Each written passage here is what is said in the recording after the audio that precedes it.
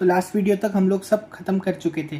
तो आज हम लोग सिर्फ सब इम्पोर्टेंट नोट्स देखेंगे कि क्या क्या चीज़ें हमको ध्यान रखनी चाहिए जब हम जर्नल बनाते।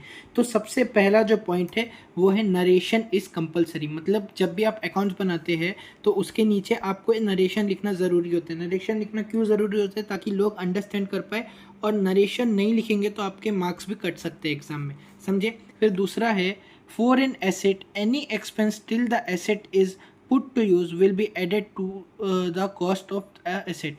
इसका मतलब क्या है? अगर हम कोई भी एसेट खरीदते हैं तो उसको खरीदने का खर्चा, जैसे इंस्टॉलेशन एक्सपेंस हो गया, उसको अपने लाए तक के ट्रांसपोर्टेशन एक्सपेंस हो गया, तो जब तक के वो यूज़ हुए तक के जो भी खर्चे होते हैं, जैसे अपन कोई सा भी गीज़र लेकर आए तो उसका जो गीज़र फिट कराने का खर्चा, वो सब, तो वो सब खर्चे को जैसे हम क्या लेंगे, एक्सपेंस तो अलग लिख देते हैं हम लोग, तो इसमें अलग नहीं लिखना है। ये सारे एक्सपेंस को अलग से नहीं लिखेंगे, इन सबको मशीन के कॉस्ट में ऐड करेंगे, अलग से इनको नहीं लिखेंगे।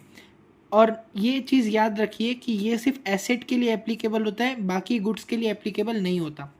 फिर अब क्वेश्चन में ड्राइंग्स कौन कौन से नाम से आ सकता है, या फिर आपको ड्राइंग्स के बारे में कौन कौन से नाम से पूछ सकता है। अगर आपको पूछेगा कि हाउस होल्ड एक्सपेंसेस है तो मतलब समझ लेना वो ड्राइंग है।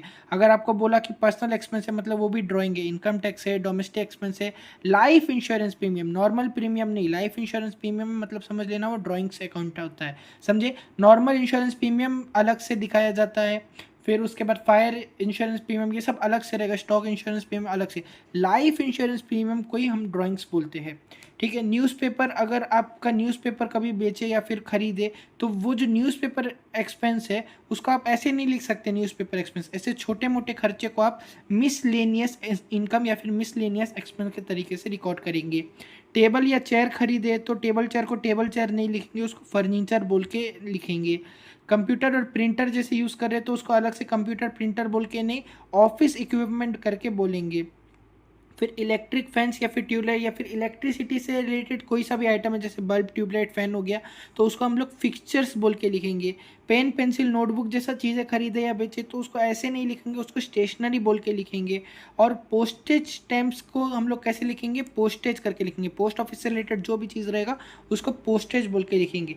तो यहीं तक के आपका था, और यहीं पर आपका पूरा जर्नल सब पूरा का पूरा खत्म होता है। इन सब के नोट्स अच्छे से बनाइए आप, इन सब के नोट्स लिख लीजिए आप, पूरा एक एक चीज़ जो मैं पढ़ाया हूँ उसको कुछ भी मत छोड़िएगा। Okay, thank you.